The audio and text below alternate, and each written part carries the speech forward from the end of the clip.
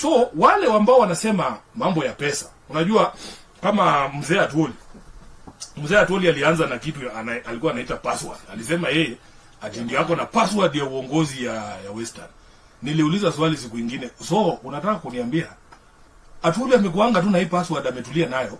Mbona asipewe Weta? Mbona hakupewa Weta hiyo password? Tungekuwa tushaingia kwa ikulu kitambo. Huyu Mudavadi angepewa hiyo password.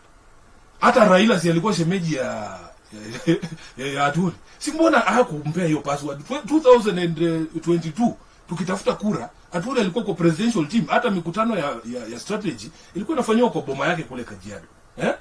Mbona hakupeana hiyo password? Sasa hii anasema yeye ndiye yako na 1 billion ile ati anaweza pea Sifuna. Mimi sitaki pesa yako mzee, tafadhali. I don't need that money. Wacha wananchi wanitumie hizo 10 bob zao zenye wanatuma sahi kwa M-Pesa zetu. Yani boss. Ya kama bali I am telling you we are a different generation of leaders and we are going to do this politics differently.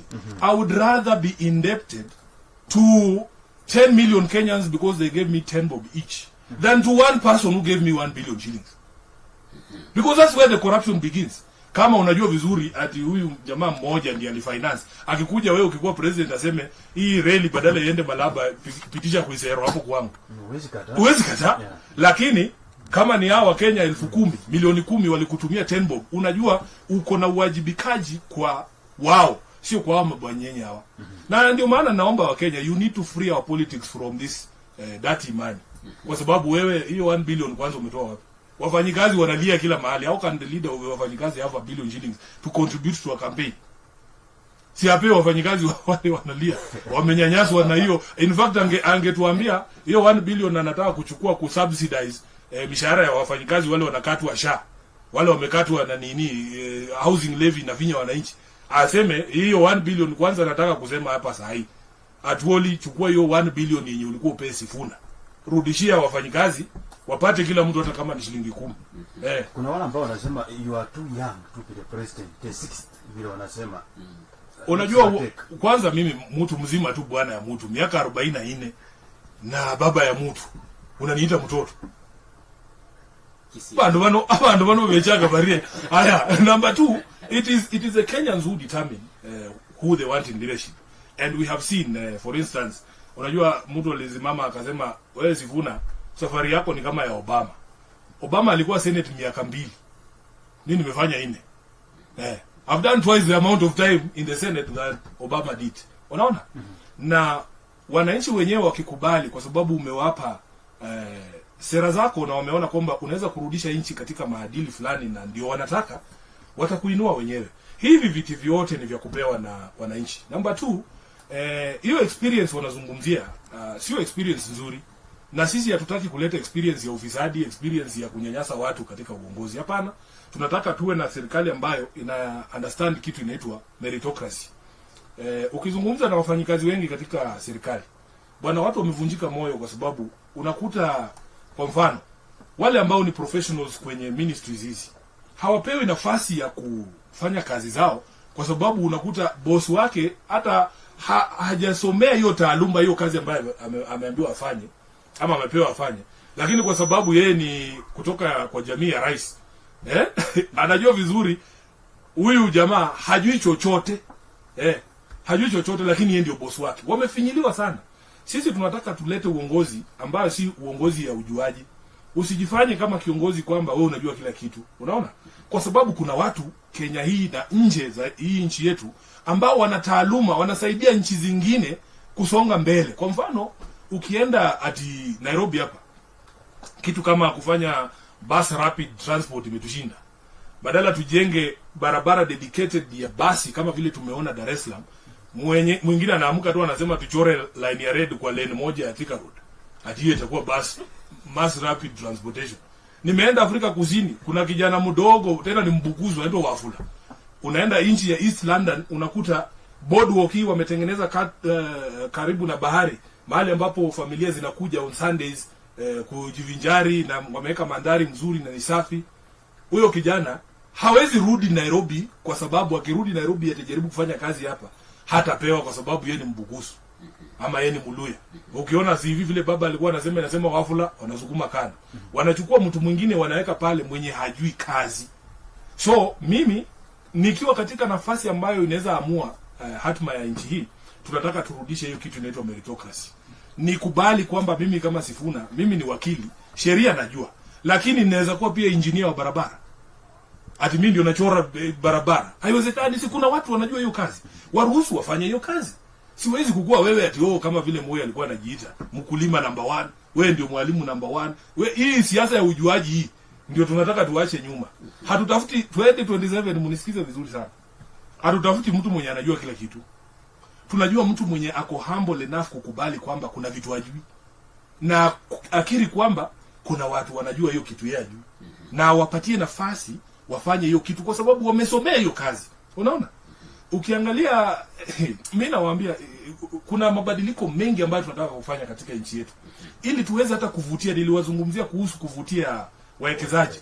Mtu hawezi leta mradi yake kwa nchi ambayo akisema tu anatangaza leo anataka kuweka kiwanda cha sukari hapa. Kuanzia kwa MCA anamdai hongo. Ama alete vijana wapige kelele waseme hakukuwa na public participation. MP anataka yake. Senator ndio huyo hapo. Governor mpaka president. Na unajua hawa watu wote wa hapa chini wanafanya hivyo kwa sababu signal limetoka juu ya kwamba unasikia hata mdosi yako na yake. Sasa kama mdosi ashakata yake, mbona MCA sikate? Sasa umami, labda nikifuatilizia tu kwa hili swali la Omar kuhusu mambo ya kuconsolidate kura za Western. Yeah. Hivi juzi tu president amesema kwamba kuna watu 1.5 milioni Western hawajakata kura, lakini kazi yao ni kusimama kwa maduka katika sukuti. Sasa sijui utafanya vipi, kwa sababu kukua HE lazima hizo kura, lazima watu wakate hizo kura na zipigwe. Sijui utafanya vipi kwamba hizi kura watu waende wakate. Alafu viongozi wa Western utafanya namna gani walete pamoja, waongee lugha moja ya Sifuna? Kwa sababu kuna wakati ulisema kwa hafla ya mazishi ya kwamba utaenda kwa nyumba moja kwa moja ukiongea na wao. Naam. Ukiwaambia ni hii na hii na hii, utafanya. Waacha tuanze na hiyo ya usajili wa wapiga kura. Ni kweli kwamba kuna kiasi kubwa, si Western peke yake, Kenya nzima ya watu ambao hawajajiandikisha. Lakini unajua pia mimi baba alinifunza kwamba siasa ni ushawishi. Lazima tushawishi hawa ndugu zetu ya kwamba unajua kuna reasons nyingi watu hawajiandikishi. Kuna reasons nyingi, wengine hawako motivated at all, wengine hawana hiyo civic education ama awareness ya umuhimu wa kupiga kura. Na ndio maana nataka waone kama matokeo haya ya Olkalau. Unajua kuna hawa ambao wako kwenye serikali wamekuwa kiuzia watu uoga sana. In fact rais mwenyewe ndio yeye na watu wake ndio wako responsible kufanya watu wengine wasiregister kupiga kura, kwa sababu wanakaa wakituambia hata kura zikipotosha watajaza. Mumesikia waandani wa rais wakisema mambo kama haya. Hiyo ni kuhujumu demokrasia. Sisi sote ambao tuko katika uongozi lazima tukue supporters wa demokrasia yetu. Tuhakikishie wananchi kwamba democracy actually works. Ya kwamba ukitumbukiza kura yako pale ndani, it actually will be counted. Sasa waendani wake wenyewe wanapozungumza wanasema tutajaza, tutalazimisha, inapelekea wengine kuona kwamba hakuna haja ya kuchukua kura. Lakini nataka Wakenya wote wanisikize vizuri ya kwamba mimi nimepitia katika hii mambo ya uchaguzi. Kura yako ukishaingiza kwa hiyo debe hakuna mtu anaweza iba. Na Olkalau wameshatupea formula. Kwanza nimesema watu wote wa Western wameniambia na lazima nifikishe hiyo ujumbe kwa rais. Kabla ya 2027 kila mtu Western anakudai mtungi ya gas, Mheshimiwa Rais. Kila mtu anataka mattress yake. Tunataka hizo boat pia. Unaona kama sasa sisi watu wapo Bungoma wameniambia wanataka boat 2, moja tunaweka Khalaba, nyingine Kitinda. Izungukange tu hapo. Kwa sababu ni zetu. Watu wabuzia wapelekee boti zao, kila mtu anataka viatu, wanakudai viatu. Kumbe hii vitu inawezekana tu, stima inaweza wekwa tu, lakini wanaitumia hii maendeleo kama carrot ya kudangulia kwamba ati usipounga serikali haupati maendeleo. And that is what we want to finish in this country. Kwa sababu hii maendeleo ni haki yetu. Sisi sote tunalipa ushuru. Ndugu yangu, nikikuonyesha payslip yangu, ndio maana naongeanga vile naongea hivi. Ile uchungu nasikianga ile pesa yenye inaenda kwa serikali, yenye wanakata huyu Sifuna peke yake 500,000 shillings every month kutoka kwa salary yangu. Pay 500,000 yenye ningekuwa nayo labda wale watoto 300 huwa tunalipia shule, ningefikisha watoto 600. Unaona? Wale tuna support kusoma, ningekuwa na hiyo pesa. Kama sasa mtu asimame ati ametoa hiyo pay hiyo 500,000 boss per month, si unabadilisha maisha ya mtu?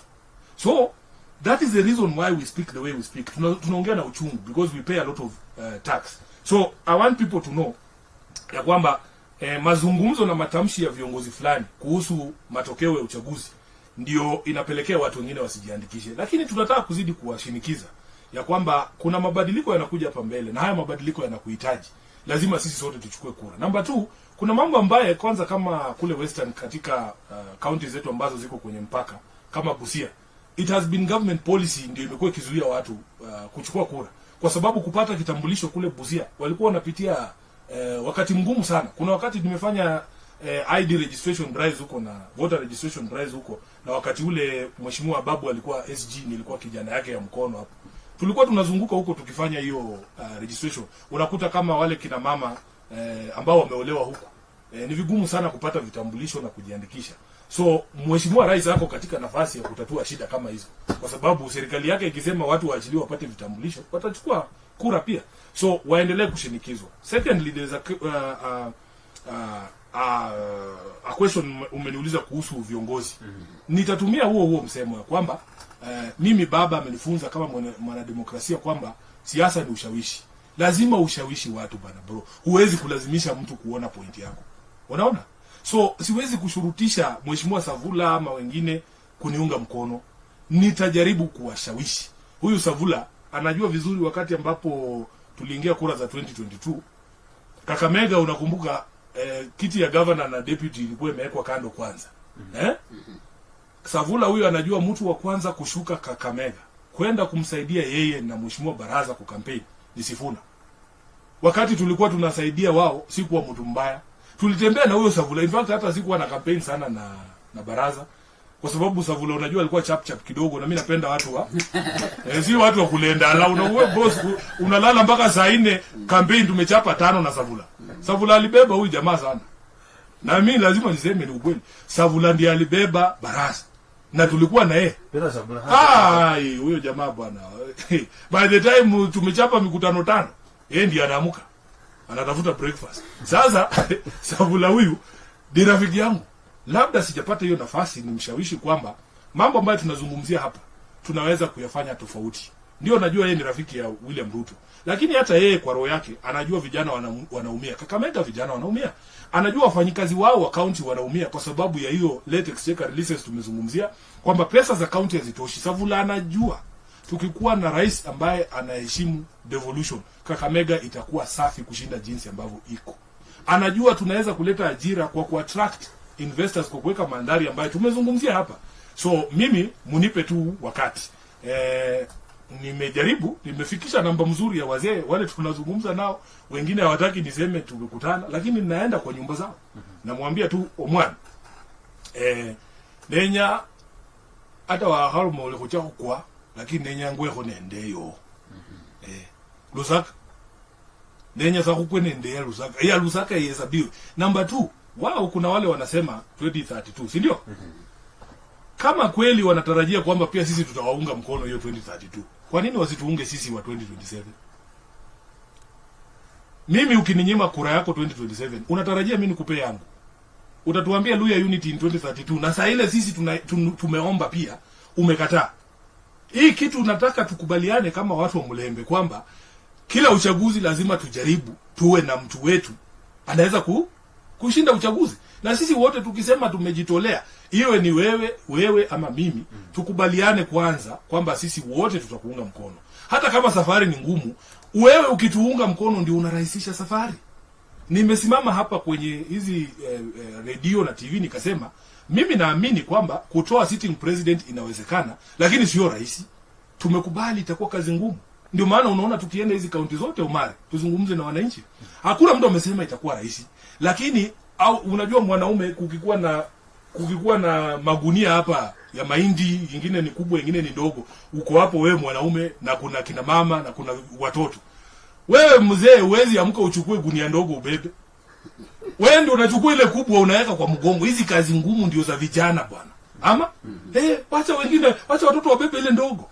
So ukiniambia hii kazi ni ngumu ati niwache, haiwezekani. Tutaifanya kwa sababu nimewaambia tunasikia wito wa wananchi wetu. Wanatuambia maisha yamekuwa ngumu, lazima kitu fulani kibadilike. Na wito wa jamii ukishakufikia bro, huwezi hepa. Senator, eneo la magharibi mwa Kenya kumeonekana siasa ya mgawanyiko, division politics. Naam. Na umesema kwamba kaunti 34 bado napiga raundi. But kuna confusion imeanza kuonekana. Juzi nimeona baadhi ya wabunge kusema kwamba wanataka Oparanya awe naibu wa President Ruto. Kuna ule upande mwingine wanapigia debe Rais Ruto. Utapita katikati vipi na kuhakikisha kwamba hiyo consolidation iko at one point? Kwanza kabisa hakuna mtu usimama kura ya naibu ya rais. Hiyo hii ni mpya, hii sijawahi sikia. Ukitaka unasimama urais. Hakuna, how can you run for deputy president? Deputy president ni mtu mumekaa na yeye amesema mimi naona wewe unaweza kunisaidia hii kazi. Na ni yeye mwenyewe aone hivyo. Kwa mafikira yake. Huwezi sema ati mimi nasimama kiti ya deputy president. Nani, who does that? So wale wanasimama deputy president sisi tunawaombea kila la heri. Sisi tunatafuta kiti ya urais. Tunatafuta kiti ya urais. Deputy tutajua baadaye. Tutatafuta deputy. So ile kitu ambayo nataka tuelewane ni kwamba hatumsikilii mtu yeyote kinyongo, kwa sababu you have no right ya kudictate maisha ya mtu ama maamuzi ya mtu ama haki zake. Unajua kuna wengine siku hizi nasikia wakiongea ni kama wananijali sana. Hadi wewe bado kijana mdogo, ungengoja kidogo utakuwa nini. Suddenly my affairs and welfare is very important to them. Lakini wakati nimekuwa nikipitia magumu, hata juzi tu ndani ya chama cha ODM, hawezi kuwaona. Sasa ndio wanasema huyu kijana yetu lazima tumulinde, sijui asije akazama, sijui asipotee. Nikawaambia sisi tunajua ya kwamba tuna a responsibility ya kukomboa nchi, na all of us will have to leave our comfort zones. Wale ambao wanajua siasa za Nairobi hapa na ile kazi ambayo nimefanya katika Senate, mimi naamini kushinda kiti ya Nairobi tena 2027 ni rahisi kwa sababu ya kazi yangu, na wana Nairobi wenyewe wameona na wananiambia. Lakini shida ya nchi hii haiko ndani ya Senate. Shida ya nchi haiko ndani ya Senate. Nawaambia niko tayari kupoteza kiti cha Senate iwapo tutakomboa hii nchi. Na nimesema mara nyingi. Unaona? So wewe unalia ni kama nitakuja kwako kukula chakula kwa sababu nimepoteza kiti ya Senate. Sitakuja kwa hao watu wanaongea ati Sifuna sasa hana pesa ati nitakuja nikule kwako. But msukumo ambao niko nao na ile feedback ambayo tunapata kutoka kwa Wakenya, wanasema Kenyans need to be rescued, my brother. And if I have any role in playing in terms of rescuing the country, I have to answer that call. It doesn't matter what the risk is. Nataka hao watu waelewe. Niko tayari kuchukua risk yoyote ili kuhakikisha kwamba we don't let our people down. Unanielewa? So hawa watu waache kuongelelea welfare ya Sifuna. Mimi niko sawa, wananchi watatulinda. Unajua tulianza hiki tunaitwa linda mwananchi. Siku hizi wamegeuza wanasema mwananchi ndiye atatulinda. Hata hivi vitu mnasikia sijui usalama, sijui nini, magari, watu wanatulinda bwana, kwa sababu na sisi pia tumejitolea kuwalinda. Unaona? Yeah. Na labda hapo kwa huo mgawanyiko pale kwa linda mwananchi, nafikiri nahisi kwamba labda kuna mgawanyiko, maana nimeona Caleb ameanzisha chama. Naam. Sasa sijui mnafanya kazi vipi pale? Hamna chama ambacho mtaingia ndani. Hamna mgawanyiko kwa sababu kwanza kidogo tu alikuwa amesema kwamba yeye anakuunga mkono. Lakini kuna watu wengine pia wakizungumza anaona pale tu mtu akifungua mdomo kura zinapotea. Sasa akaona sasa sijui mtafanya vipi pale. Nimekuelezea kwa mfano, unajua party ya ile debate iko ndani, na sisi nimekuambia sisi ni wanademokrasia. Wote ndani ya linda mwananchi wana uhuru wa kuzungumza. Kwa sababu ukiwa na kikosi kikubwa kama hicho, huwezi kutarajia kwamba kila mtu anaona kila issue from the same perspective. Unajua ukiwasikiza wote ndani ya linda mwananchi wanasema the same thing. It is just the approach ndio tofauti. Kwa mfano, sisi wote ndani ya linda mwananchi tunaamini kwamba tunaweza kwenda peke yetu katika uchaguzi wa 2027 na tushinde. Inawezekana. Na pia tunajua hawa ndugu zetu wa United Opposition wanaweza kwenda peke yao na washinde. Lakini tukienda pamoja tunashinda mapema sana, kwa sababu kila mtu anajua hawa ndugu zetu wa United Opposition wana ushawishi wao. Unaona? Wako na constituencies zao. Sasa ukikuta mtu kwa mfano bana bevo bana romanga bali munenyanga kurerende beino. Nataka nikienda Bungoma, nikienda Trans Nzoia, waniambie kama kuna mtu ama eneo lolote katika taifa hili ambao kura zao hawataki? Wanieleze. Watu wa Kakamega mukisema kura ya Tarbo ya inaitwaje Bomet hamtaki, sawa, because we have very strong support in Bomet. Munieleze kama kweli mnataka kushinda uchaguzi, unaweza kukataa kura? Hawezi kukataa kura. So yale mazungumzo ambayo tuko nayo, na nataka hii point muishike vizuri. Kuna sisi ambao tunaamini kwamba umoja wa upinzani ni muhimu sana, haswa wakati ambapo mnaenda dhidi ya rais ambaye ameketi kwenye kiti, na wengi wetu tunaamini kwamba lazima tutoe mgombezi mmoja. Na nina sababu, na tutajaribu kushawishiana tutoe mgombezi mmoja ili tuweze kumfurusha huyu jamaa asubuhi na mapema, na itafanyika.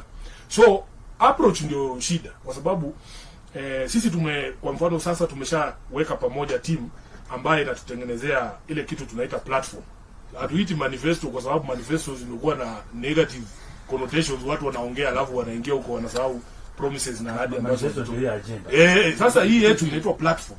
Tunataka tusikizane na Wakenya ya kwamba iwapo mtatupa nafasi kutoa uongozi wa taifa hili, kuna haya na haya na haya ambayo tutasimamisha, na haya na haya na haya ambayo tutaanza kufanya. Mnanielewa? Kisha tukishatengeneza hii platform, tutafute wenzetu wa upinzani. Hatuendi kuzungumza ati nani ndio number 1, nani number 2, nani ndio sijui prime cabinet secretary. Hiyo tuachie hii watu ya kina broad base. Ndio kila saa wakisimama wanasema leo wanataka deputy, kesho wanasema ingine. Sisi tunataka tuketi tuzungumze, ni tuangaliane kwa macho vile tunaangaliana hivi. Ni kuulize wewe, kwa maoni yako, kwa nini watu wanasema Ruto aende nyumbani? Vitu gani ambavyo wamefanya kumfikisha hapa?